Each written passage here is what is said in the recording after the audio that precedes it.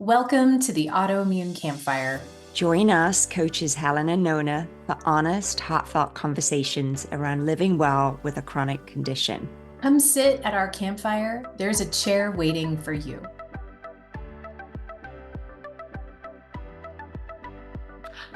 Oh my gosh, it's Date Podcast. Yay! Yay, welcome Rob and Erick to the Autoimmune Campfire. Thank you. Welcome. Yes, so happy to have you here. Yeah, I can tell that you're happy to have us here because it's episode 47 before we got on, right? Yeah, we just needed a filler episode, so thanks. Anyway, we're so happy to have you here today. Helen and I have really been anticipating this conversation with you two because I think it's so important to hear the perspective of the spouses, right? Like, because it's not just about us and what's happening, but it really does impact the whole family. And so I am super appreciative that you're both willing to be here and have this conversation today. So, Helen, do you have any thoughts that you want to throw in before we put these guys under the fire? No, I just want to say, thank you as well.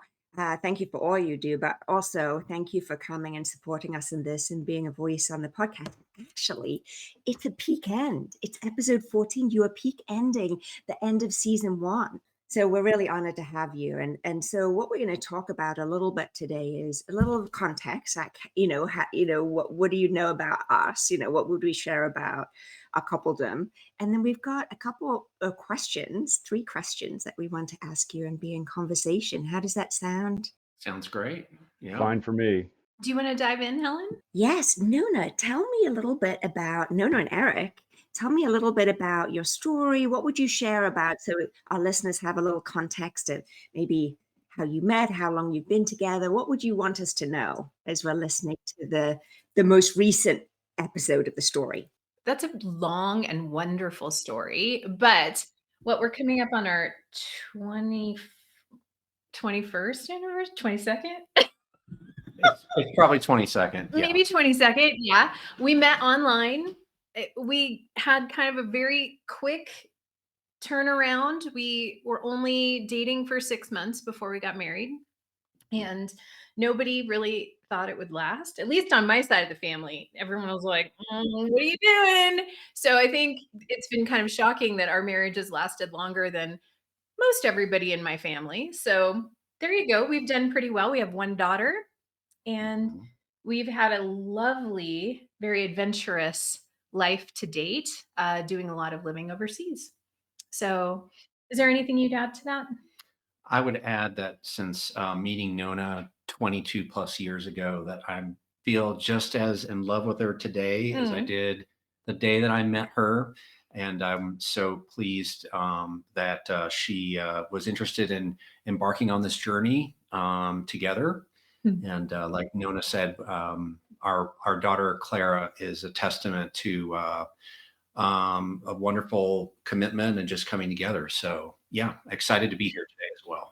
Oh, lovely. All the feels. Well, so Erick, I'm going to focus on you a little bit because we've talked about in the podcast about what it was like for Nona and her story. Wait, hold on. Wait. I want to hear about you guys first. Oh, we're going to try and get away from that. All right, go ahead. So give us some context, Helen and Rob. Come on. Rob, do you want to tell the story? No, you go. We met in 1996 and we've been married in July. It'll be 28 years. 26. No, 20. We just had our 27th anniversary. No, it'll be 27 in July. None of us know how long we've been married. 27.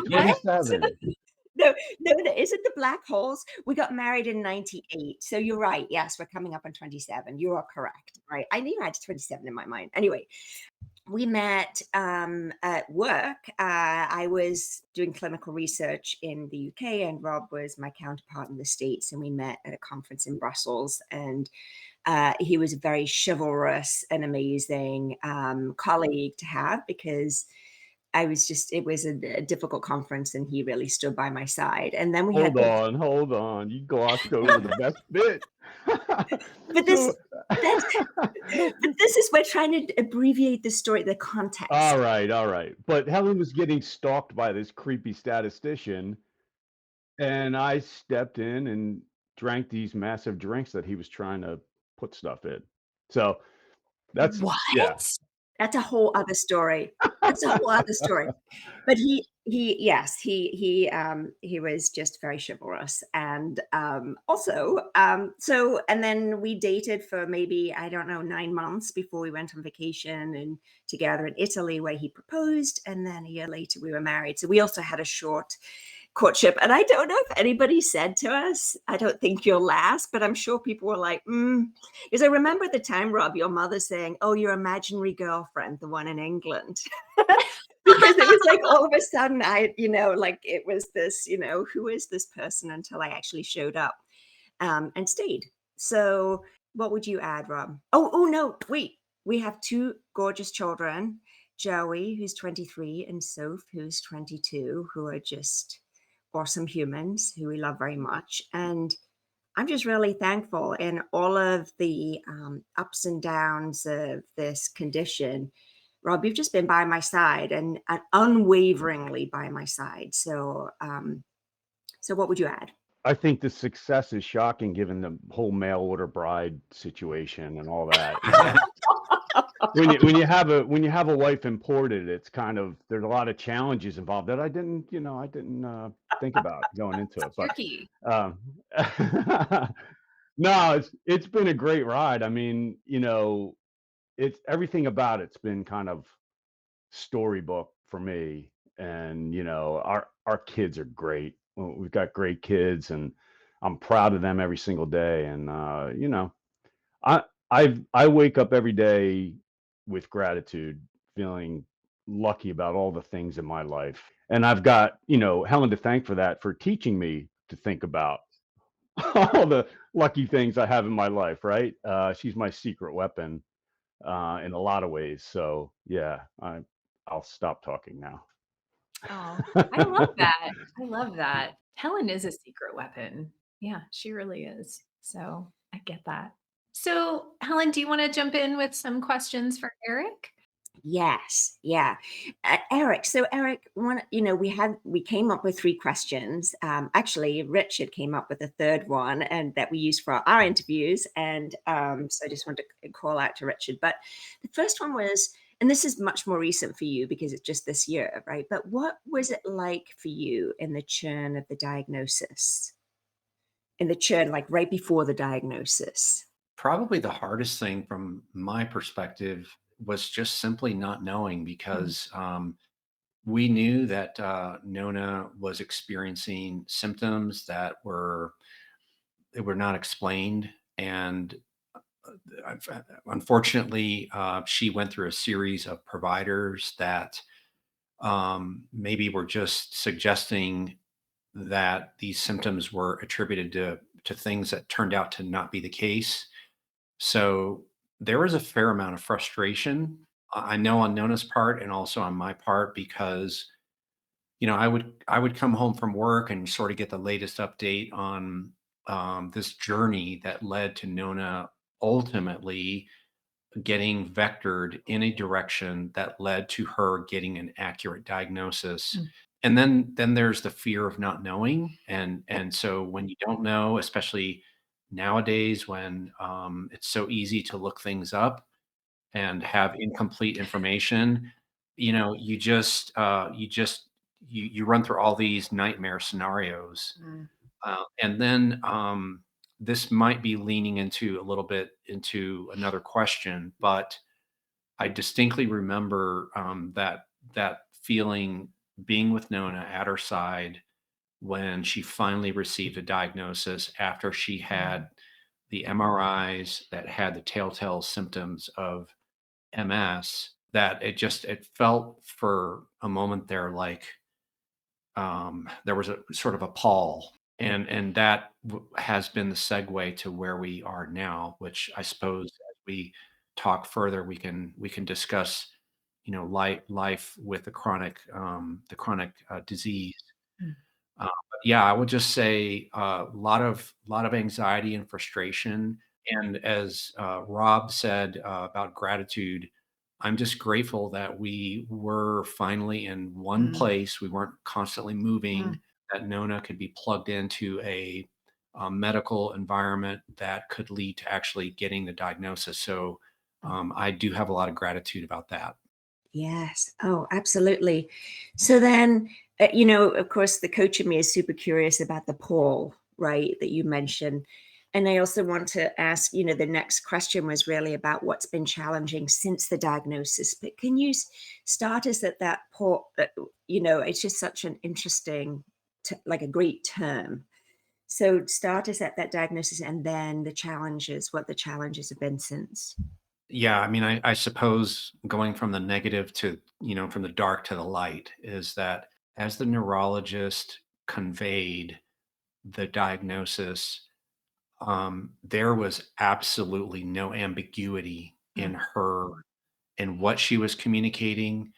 She was very direct. I thought, wow, this is tough to be a professional like this and to have to deliver this diagnosis to a patient because it is life changing. And at the same time, and this is kind of starting to move into the light, she immediately went into all the things that a patient can do to cope with a disease, and focusing especially on a lot of the recent things that are known about this particular disease, and the recent advances.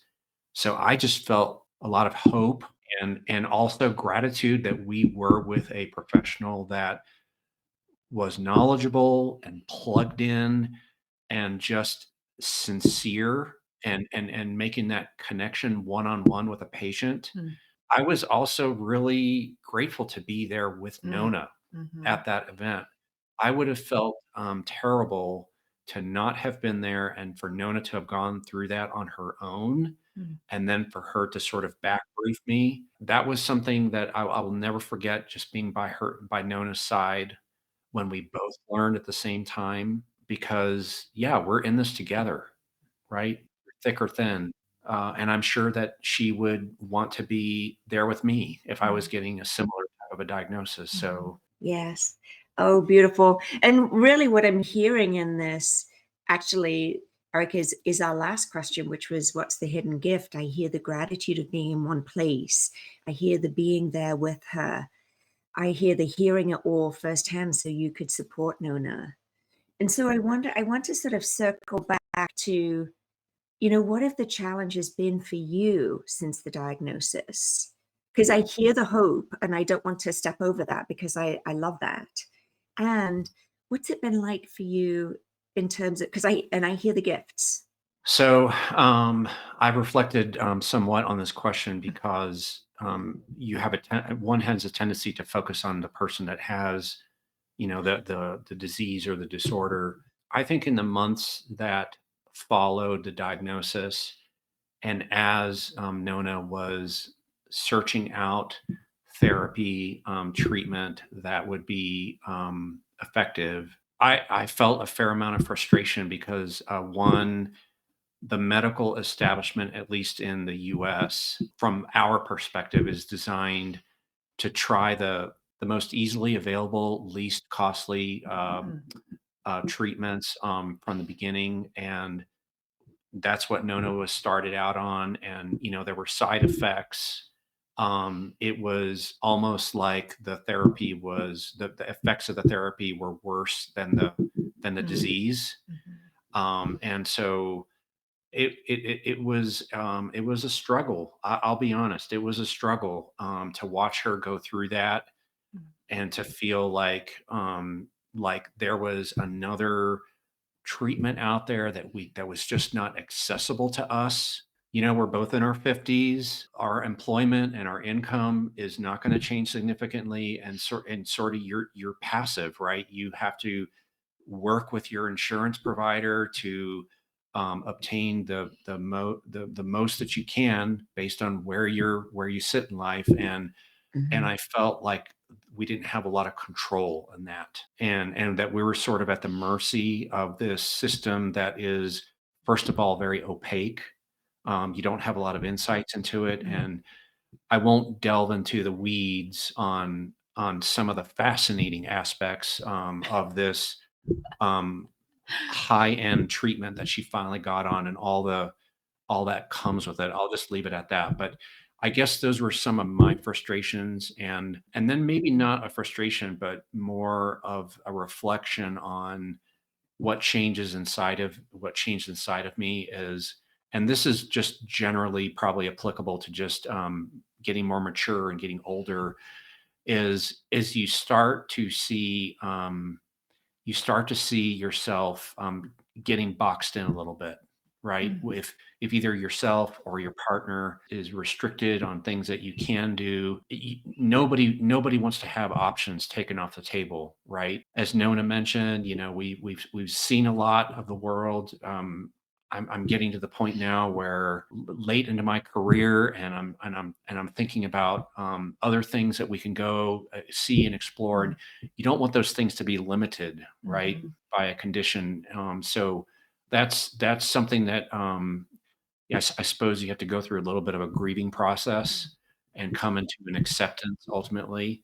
Well, yeah, and that's a really, I'm so glad I brought that up because that was, one of the things that we had talked about when we came back here was Yeah, leaving again. yeah, that's right. Yeah, I'm gonna get teary, like, Yeah. Hmm. and Yeah. that's off the table. So living in different places feels not possible right now. Yeah, because of insurance issues, is the medication available, like it just kind of changed the the forecast of our future because I had fully assumed that once Clara was done with college, we would go overseas again. Like that Yeah. was my full intention and now it's like, well, could we really do that? I don't know that we could, you know? Hmm. So, yeah, that's been a big I'm glad you brought that up because that's a big deal. I'm sorry. Yeah. And I want to acknowledge that you're doing things that feed that adventurous spirit now. It may not be the thing that you wanted to do, like you've lived in so many different places. First, I don't want to gloss over how hard that is, that the future that you were intentionally designing shifts. And for sure, there's grieving around that. And I'm so excited that you get to go to Norway next week, right? You always wanted to see the aurora borealis, right? And Eric, from what I understood from Nona, it's like, well, then let's just go. Let's go. Let's do that, right? And so you are doing amazing, beautiful adventures together right now, where you connect. That's true. Yeah. So, Eric, what I know I kind of pushed you back into the challenges. Apologies. There may be some other things in the gifts that we didn't cover in our conversation. The hidden gift. I mean, and this was something that I literally got through gritted teeth in my interview because I was like, "Ugh, I don't see any, Richard." But yeah, we talked about some hidden gifts. Are there any that we haven't touched upon?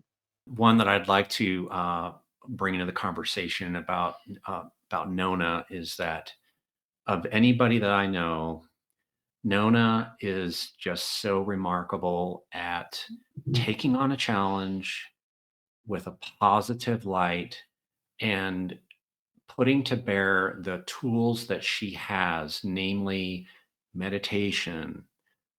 She has gotten into an artistic phase where she does a lot of art, and she is rigorously disciplined on staying with a daily routine that keeps her healthy and happy and have her feet squarely on the ground.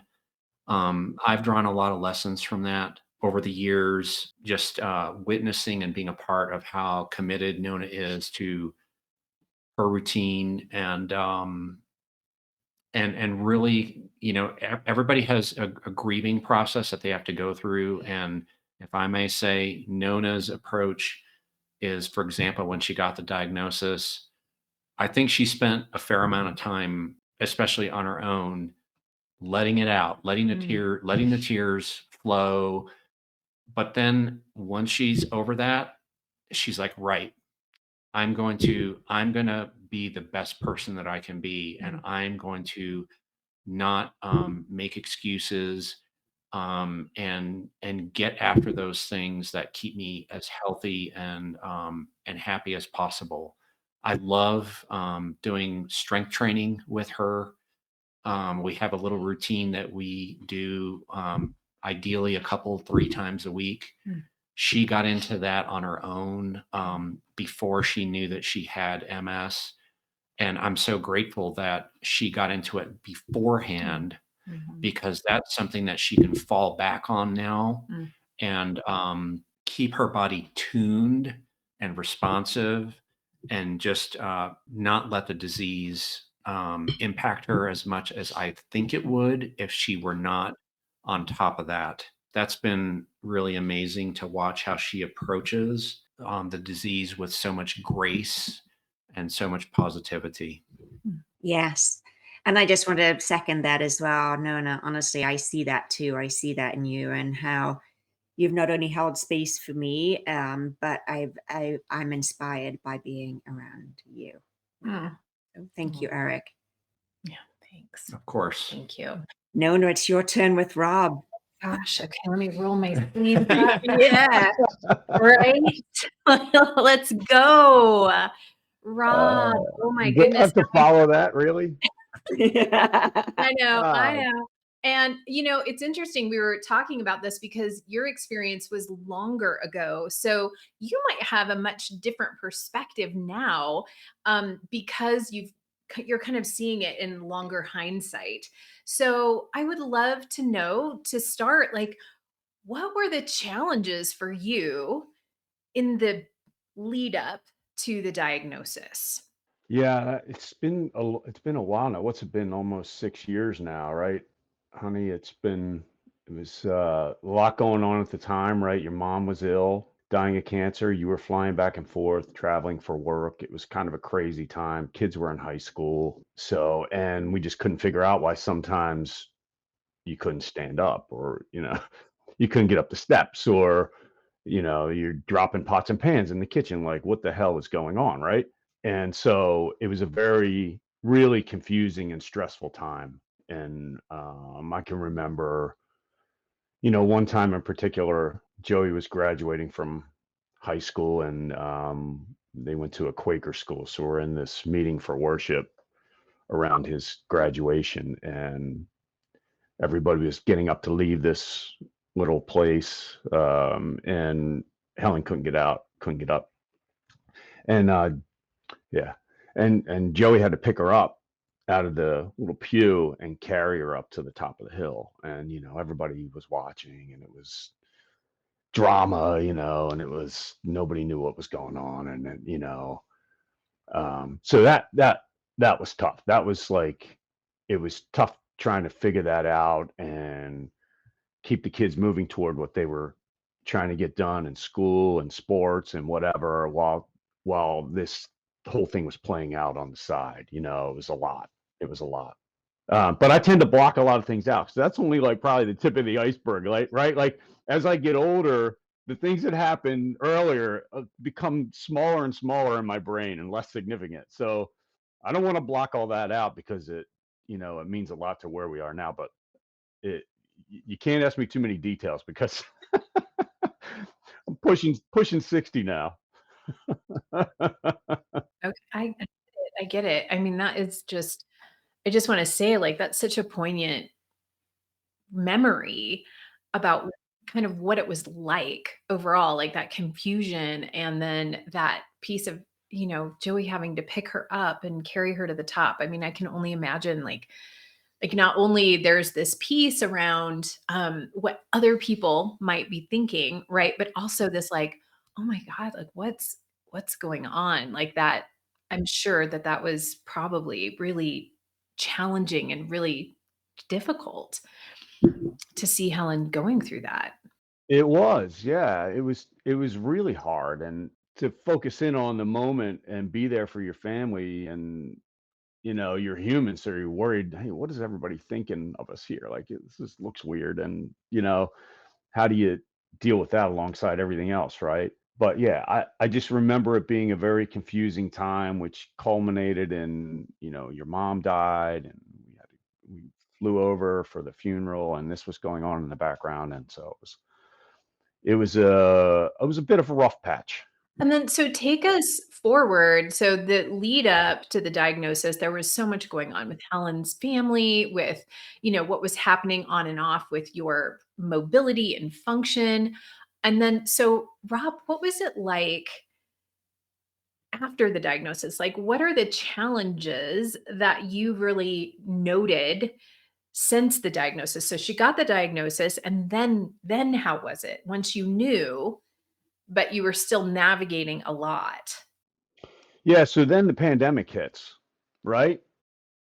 And to go through the pandemic, and, this is I shouldn't be talking about me, right? I want to focus on Helen, right? But the No, pandemic no, was no, we wanna No, really. hear no. your This is experience. Yeah, tell us your yeah. experience. Yeah, for sure, for sure. I was a train wreck in the pandemic. Like, it was really, really hard for me because I'm a very, I guess, social person, and to not be able to see people and do things with people and go to social events and things like that. And not only because of the pandemic, but also because I had somebody who was extremely immune compromised at home, and that had to be dealt with on top of it. And then it becomes, and the pandemic became political, right? And so if you wore a mask, there was something wrong with you at some points, right? And that was really tough. I know it was tough for Helen to deal with. Very tough for me to deal with, and I hope I never have to wear a mask again, just because I can't stand it, right? But that whole thing, on top of trying to figure out the diagnosis and what to do with that, and how do we fix it, or how do we take it forward with the pandemic in the background, was extremely tough. And then sort of coming to the realization that this is not just something that can be fixed, or where you do treatment and you're in remission, right? And you're good for a while, everything's great, right? Remission, right? That doesn't seem to be something that happens with this. It's kind of a life sentence, right? And for me, it's like, all right, how do I deal with knowing that my person is in pain all the time, right? Everything she does is painful, and that's just, I can't even internalize that, right? Because if she had to deal with me and I was in pain all the time, you know, when I'm in pain, I am an absolute bear. Like, you can't just get away from me and just let me be, you know. And she's not that way. She is the same person all the time, and she's, you know, the same mom. She's the same wife. Uh, she she does everything to the absolute fullest. She's a rock star, and she's still a rock star.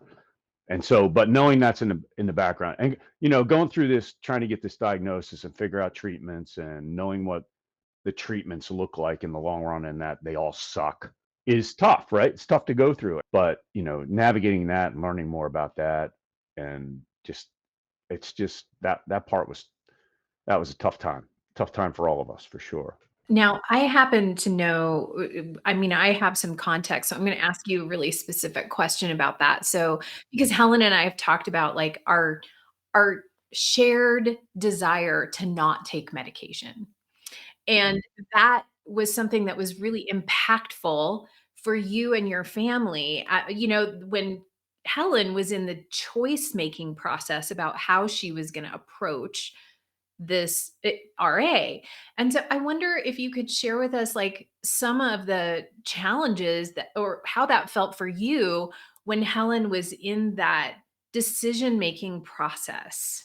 I don't put too much stock in horoscopes, but Helen is a Libran.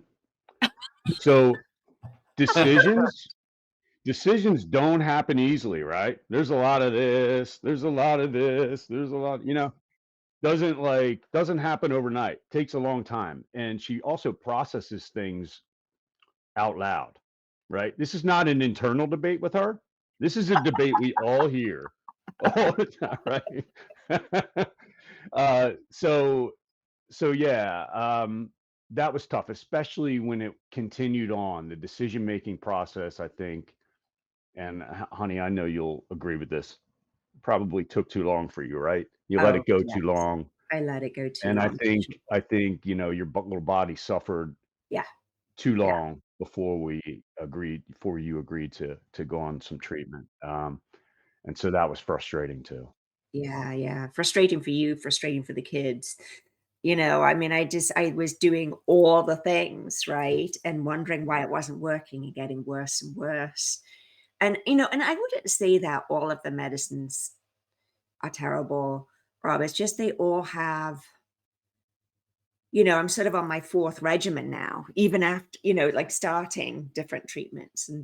And so, But they all kind of do the same thing, which is tamp down your immune system, which isn't fixing the problem, right? It's just kind of masking this problem and giving you other problems, right? And that's why I think, my adjective is better. I mean, it would be nice to think. And I mean, there are some studies showing that they've been able to reverse with some new science. They've been able to reverse some autoimmunity. So, I think there's hope in the future. But I hear you. I mean, Nona, when you were talking about that you would travel and leave again, I thought to myself, I've always hoped that we'd go back to England for long stretches in retirement. And then I'm like, well, but I get an infusion every 4 weeks. So how do I do that? And you don't want to travel right after because then your white cell count is like completely tanked. And then what happens if you get sick in a different country? And then it's just like a whole thing that I think I just never really thought about the impact of it because I didn't have to. So how about that for privilege? But it does really change some of the things, and that's not what I would have wanted to change for Rob or for the kids too. And certainly in the pandemic, that was the hardest thing was, okay, so if you want to go to this party and you bring something back, certainly before vaccinations, it was like, well, that could kill me. So it's like these decisions that we never really thought we'd have to make. And I don't mind wearing a mask and I get eye rolls all the time. It is what it is. And people don't necessarily understand until they're actually in that position themselves. Plus, your little ears are flopping over now, I man, from know wearing the I've got no mask all the cartilage time. left in my ears. I'm like this. Well, thank you for sharing about that, Rob. That has been something Helen and I have talked a lot about is our sort of desire to we can do it ourselves, and the impact that had. I mean, I remember Erick saying to me, like, I would really want you to go on Medicaid. I want you to do everything you can, and that was really hard for me to hear, and also like I needed to hear it.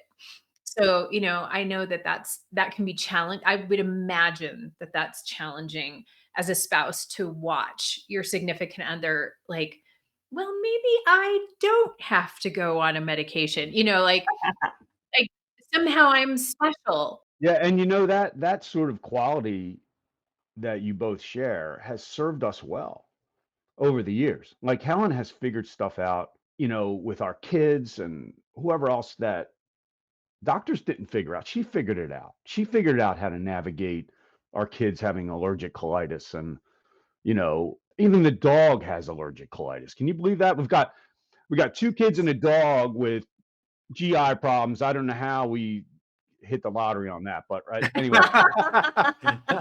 but she figures all that out. She figures how to fix everybody else, right? And she was definitely hell bent on fixing it herself. And so we all appreciate that quality because it's all served up well. But I think in this case, it kind of worked against us a little bit in the beginning. Yeah, that's a piece I would rewrite if I could. Yeah. Mm. So Our final question for you, Rob, is what have been the hidden gifts since the diagnosis? Like in the time since the diagnosis to now, like what would you say the hidden gifts of the diagnosis have been for you? I'll say that's one doozy of a question, It first of is, all. isn't it? You just poke Richard in the eyes. Yeah. Yeah. And thank you for giving me that question in advance because otherwise I'd been, yeah, just Yeah. jaw would have dropped. I don't know how to answer that. But so, couple of things for me. And the first is you kind of take stock in everything, right? Helen's mentioned to me that a lot of people get these diagnoses and get divorced, right? And so you take stock in your relationship. And I can say, without a doubt, I am still crazy about my wife, and I think she's sexy as hell, right? So I feel super lucky with that, and I wouldn't change that for anything. So no matter what's going on with her, I wouldn't change that. So so that's the one thing, and the other thing I think for me is I've really taken stock with my role, not just in our relationship, but in the family, as a dad and as somebody who's going to have to be there for the rest of the way, whatever it looks like, right? And I've taken stock in my health and tried to do better in terms of all those bad habits I picked up in the pandemic. Right. And gotten back in the gym and looked at what I eat and put in my body, and so because I want to be here, right? I want to be there for whatever is needed for Helen and for the kids in the long run. And so I think for me personally and my health, that's been a positive. That's been a hidden gem for sure. And I also feel like that even though everything that is in our life and the opportunities that we have in terms of whether it's socially or whether it's vacations or whether it's something going on with our kids, that now's the time. The time is now. It's let's not put things off to the future, and let's not. And I'm terrible with FOMO, right? I have terrible FOMO, right? Like, right? So I could be at a party talking to one person, and I look and see somebody across the room and wonder what they're talking about with that person. And you know what I mean? Like, it's terrible. It's really bad. I got to get better, but my FOMO has gotten better, right? Like, so I very much live in the moment now. So everything I do, I take stock of what's going around me, and I live in that moment all the time. And I wake up with gratitude every day. And I get my butt in the gym while I still have willpower every morning. And yeah, I think, I know that what you two are both going through is really, really hard. And I feel like, I can feel it for both of you, and I feel my part in it, but I also feel like this is still the best time of my life, and I'm super happy, and I'm honored to be going through this journey with both of you. And I'm super proud of both of you, by the way, because this Aw. podcast is so awesome. Like, I didn't think I'd want to listen and sort of relive a lot of the things that you guys talked about in the beginning, but you're so great in this lane. This is where you guys belong. I see this is not the first podcast. I think you're going to do other things as well, and I'm super excited for what the future holds for both of you, moving forward. So Oh, thank you, thanks for Rob. having me on.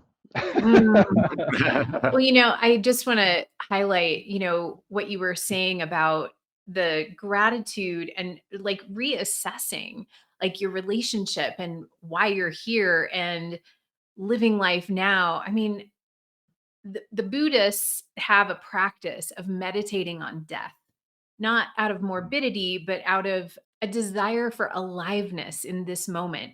And that's really what I heard in what you said, like that the diagnosis has in some way enlivened you and your presence in your life. And I just think that's so beautiful. So I love that you shared that, Rob. Thank you. You're welcome. See how wise you are, Rob? Yeah, how about that, right? How about that? Yeah. How about that? Oh, thank you guys so much, both of you, Eric and Rob, for being here. Helen, for just being a mail order bride. I'm just so grateful. I still wasn't. So wasn't. And yeah, thank you both for coming in, for being so open and courageous and vulnerable, sharing your part of the story that is all of our stories. And so I hope that this has been interesting for the listeners to hear sort of what is going on, not just in our lives, but sort of in our close circle.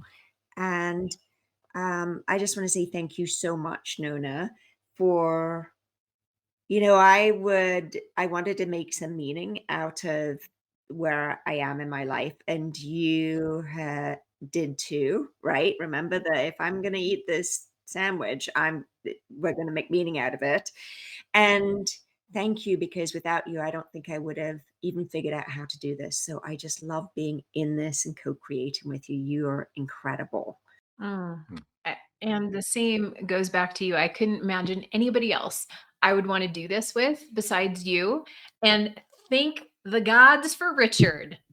Yes. And all he does to make this work for us. So anyway, thank you. Thank you so much for coming on. And thank you, Rob, for being here. And we'll see you all for season 2 of the Autoimmune Campfire. Did you enjoy this campfire conversation? Please rate our podcast wherever you're listening to light the way for others to find the Autoimmune Campfire. The information provided on the Autoimmune Campfire is for educational or informational purposes only. It is not intended nor implied as a substitute for professional medical advice, diagnosis, or treatment. Always consult your physician or other qualified healthcare provider with any questions you might have regarding a medical condition or treatment plan. The Autoimmune Campfire does not recommend or endorse any specific tests, physicians, products, procedures, opinions, or other information that may be mentioned on this site or podcast. Recording and editing wizardry by Make Your Day Richer. Thanks for joining Helen and I around the campfire.